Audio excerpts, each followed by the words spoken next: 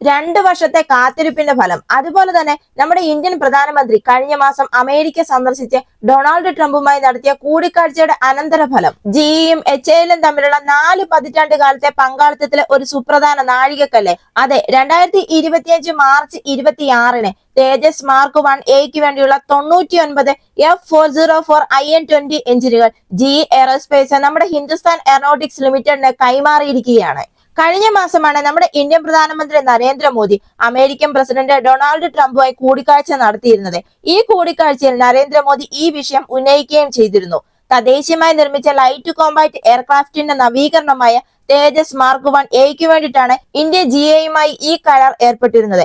അതായത് പ്രത്യേകം രൂപകൽപ്പന ചെയ്ത F404 IN-20 എഞ്ചിൻ. 2 വർഷത്തെ കാലതാമസത്തിന് ശേഷമാണ് ഇപ്പോൾ ഈ എഞ്ചിൻ വിതരണം ചെയ്തിരിക്കുന്നത്. ഈ ജനറൽ ഇലക്ട്രിക് വികസിപ്പിച്ചെടുത്ത F404 എഞ്ചിൻ എന്ന് പറയുന്നത് സൈനിക വ്യോമയാനത്തിലെ വിജയത്തിന് പേരുകേട്ടതാണ്. ആഗോളതലത്തിൽ തന്നെ ആയിരക്കണക്കിന് യുദ്ധവിമാനങ്ങൾക്കാണ് ഈ എഞ്ചിൻ ശക്തി പകരുന്നത്.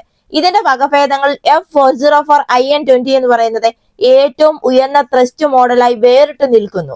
ഇത് ഇന്ത്യയുടെ എച്ച്എഎൽ തേജസിനായി പ്രത്യേകം രൂപകൽപ്പന ചെയ്തിരിക്കുന്നതാണ്. ഈ നൂതന ടർബോഫാൻ എഞ്ചിൻ പരമാവധി 85 kN ത്രസ്റ്റ് ഉൽപ്പാദിപ്പിക്കുകയും ഉയർന്ന ഫ്ലോ ഫാനുകൾ, സിംഗിൾ ക്രിസ്റ്റൽ ടർബൈൻ ബ്ലേഡുകൾ പോലുള്ള അത്യാധുനിക സാങ്കേതിക വിദ്യകൾ ഉൾക്കൊള്ളുകയും ചെയ്യുന്നു. അതേപോലെ ഈ എഞ്ചിനിൽ ഒരു full authority digital engine control system ഉണ്ട്. ഇത് നമ്മുടെ ഫ്ലൈറ്റ് പ്രവർത്തനങ്ങളെ പ്രകടനവും നിരീക്ഷണവും ഒപ്റ്റിമൈസ് ചെയ്യുന്നു. തദ്ദേശീയ പ്രതിരോധ ശേഷി ശക്തിപ്പെടുത്തുന്നതിനുള്ള വിശാലമായ തന്ത്രത്തിന്റെ ഭാഗമാണ് ഇന്ത്യ ഇപ്പോൾ ഈ F404 IN-20 എഞ്ചിൻ വാങ്ങുന്നത് തന്നെ. ജനറൽ ഇലക്ട്രിക്കും ഹിന്ദുസ്ഥാൻ എയറോനോട്ടിക്സ് ലിമിറ്റഡും തമ്മിൽ 2021 ഒപ്പുവെച്ച കരാറാണ് 2029 ഇന്ത്യക്ക് 99 എഞ്ചിനുകൾ വിതരണം ചെയ്യുന്നു എന്ന കരാർ. എന്നാൽ ആഗോള വിതരണ ശൃംഖലയിലെ പ്രശ്നങ്ങൾ കാരണം ഈ ഡെലിവറിയിൽ കാലതാമസം ഉണ്ടാവുകയായിരുന്നു. ഇപ്പോൾ ഈ ആദ്യ എഞ്ചിനുകൾ 2025 മാർച്ചോടെ എത്തിയിരിക്കുകയാണ്. തുടർന്നുള്ള എഞ്ചിന്റെ ഡെലിവറി പ്രതിവർഷം 20 എഞ്ചിനുകൾ എന്ന നിരക്കിലാണ് ഇപ്പോൾ ആസൂത്രണം ചെയ്തിരിക്കുന്നത്. തേജസ് ജെറ്റുകളുടെ അസംബ്ലി വേഗത്തിലാക്കുന്നതിനായി എച്ച്എഎൽ അതിന്റെ ഉൽപാദന പ്രക്രിയകൾ പുനഃക്രമീകരിച്ചു കഴിഞ്ഞു. പ്രതിവർഷം കുറഞ്ഞത് 16 വിമാനങ്ങളെങ്കിലും വിതരണം ചെയ്യുക എന്നതാണ് എച്ച്എഎലിന്റെ ഇപ്പോഴത്തെ ലക്ഷ്യം എന്ന് പറയുന്നത്.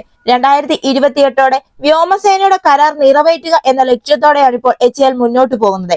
ഈ F404 എഞ്ചിനുകളുടെ വരവ് ഉൽപാദന നിരക്കിൽ ഗണ്യമായ വർധനവ് വരുത്തും എന്ന് തന്നെയാണ് പ്രതീക്ഷിക്കുന്നത്. ഇന്ത്യയുടെ തദ്ദേശീയമായി നിർമ്മിച്ച ലൈറ്റ് കോമ്പാക്ട് എയർക്രാഫ്റ്റ് തേജസ് മാർക്ക് 1ന്റെ നവീകരിച്ച വകഭേദമായ തേജസ് മാർക്ക് 1A, MiG-21, ജഗ്വാർ പോലുള്ള പഴയ വിമാനങ്ങൾ ഘട്ടം ഘട്ടമായി നിർത്തലാക്കാൻ ശ്രമിക്കുന്ന ഇന്ത്യൻ വ്യോമസേനയുടെ കഴിവുകൾ ഗണ്യമായി വർദ്ധിപ്പിക്കുന്നതിന് വേണ്ടി രൂപകൽപ്പന ചെയ്തതാണ്. തേജസിന്റെ പുതിയ മോഡലായ തേജസ് മാർക്ക് 1Aയിൽ മെച്ചപ്പെട്ട റഡാർ സംവിധാനങ്ങൾ, നൂതന ഏവിയോണിക്സ്, കൂടുതൽ വിപുലമായ ആയുധ സ്യൂട്ട് എന്നിവയുമുണ്ട്. ഇതിന്റെ മുൻഗാമിയുമായി ഇത് താരതമ്യപ്പെടുത്തുമ്പോൾ 40-ലധികം കൂടുതൽ മെച്ചപ്പെടുത്തലുകൾ ഈ വിമാനത്തിൽ സജ്ജീകരിച്ചിട്ടുണ്ട് എന്നാണ് പറയുന്നത്. അതുപോലെ തന്നെ ഇതിൽ ELM M2052 active electronically scan ചെയ്ത അരേ റഡാറും ലക്ഷ്യം കണ്ടെത്തലിനും ട്രാക്കിംഗ് കഴിവുകൾ മെച്ചപ്പെടുത്തുന്നതും തദ്ദേശീയ ഉത്തം AEC റഡാറും ഉൾപ്പെടുന്നു. എന്നാൽ ഇത്രയധികം പുരോഗതികൾ ഉണ്ടായിരുന്നിട്ടും ഈ തേജസ് മാർക്ക് 1Aയുടെ നിർമ്മാണത്തിലും വിതരണത്തിലും കാര്യമായ കാലതാമസം നേരിട്ടിരുന്നു. ഈ വർഷം ആദ്യം തന്നെ ഈ ഡെലിവറികളുടെ വേഗത കുറയുന്നതിൽ വ്യോമസേന മേധാവി AP സിംഗ് നിരാശ പ്രകടിപ്പിക്കുകയും ചെയ്തിരുന്നു. 2009-2010 ഓർഡർ ചെയ്ത 40 വിമാനങ്ങളുടെ ആദ്യ ബാച്ച് ഇതുവരെയും ലഭിച്ചിട്ടില്ല എന്നാണ് അദ്ദേഹം ചൂണ്ടിക്കാട്ടുകയും ചെയ്തു. അദ്ദേഹത്തിന്റെ ഈ തുറന്നു പറച്ചിൽ, അദ്ദേഹത്തിന്റെ ഈ വീഡിയോ വളരെയധികം വൈറലായി മാറുകയും ചെയ്തു.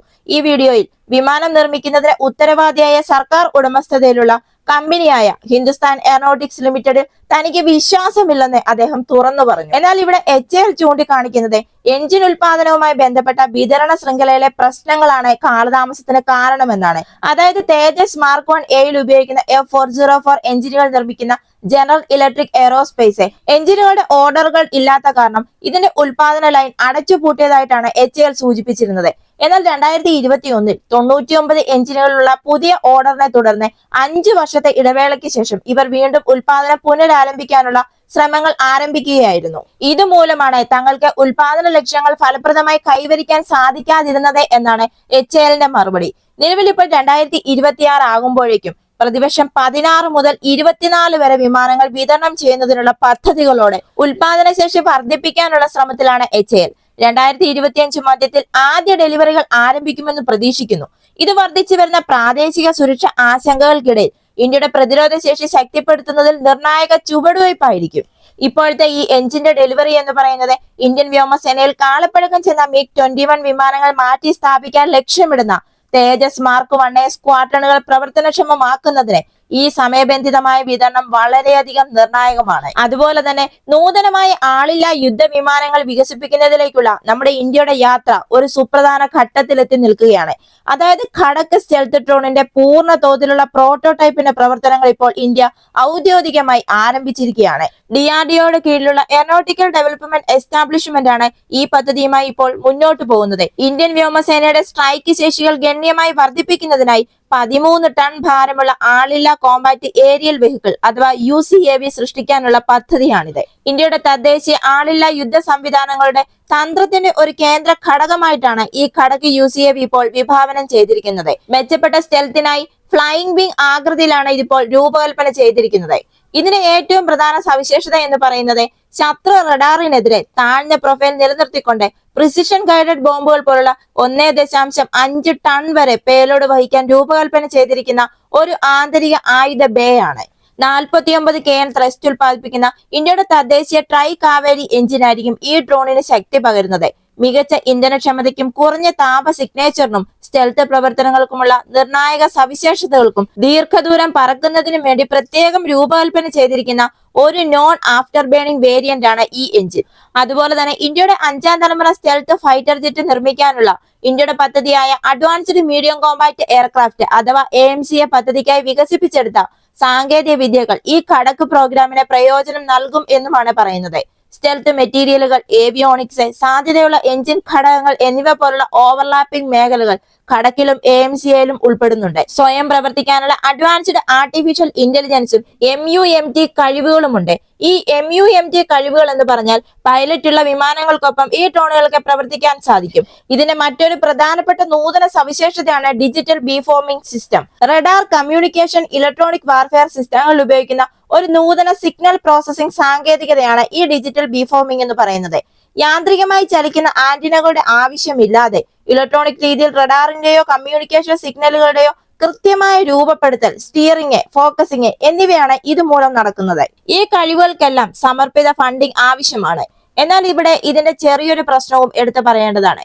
AMCAയുടെ പുരോഗതി പ്രയോജനപ്പെടുത്തുന്നുണ്ട് എങ്കിലും ഈ ഖടക്കിന്റെ സ്കെയിൽ ആപ്പിങ്ങിനും പ്രത്യേക സംവിധാനങ്ങൾക്കുമായി പ്രത്യേക ഫണ്ടിംഗ് ആവശ്യമാണ്. ഈ ആളില്ലാ ആകാശ സംവിധാനത്തിന് ഏകദേശം 5000 കോടി ബജറ്റ് ആകുമെന്നാണ് ഇപ്പോൾ പുറത്തുവരുന്ന റിപ്പോർട്ടുകൾ. ഇപ്പോൾ 2025 മധ്യത്തോടെ ക്യാബിനറ്റ് കമ്മിറ്റി ഓൺ സെക്യൂരിറ്റിയുടെ അംഗീകാരത്തിനായി ADE ഇതിന്റെ പ്രോട്ടോടൈപ്പ് അവതരിപ്പിക്കുമെന്നാണ് പ്രതീക്ഷിക്കുന്നത്. ഈ വീഡിയോ നിങ്ങൾക്ക് ഇഷ്ടമായെങ്കിൽ മറക്കാതെ തന്നെ ഈ ചാനൽ ഒന്ന് സബ്സ്ക്രൈബ് ചെയ്യുക, ഒരു ലൈക്ക് തരിക. അടുത്ത വീഡിയോയുമായി വീണ്ടും കാണാം.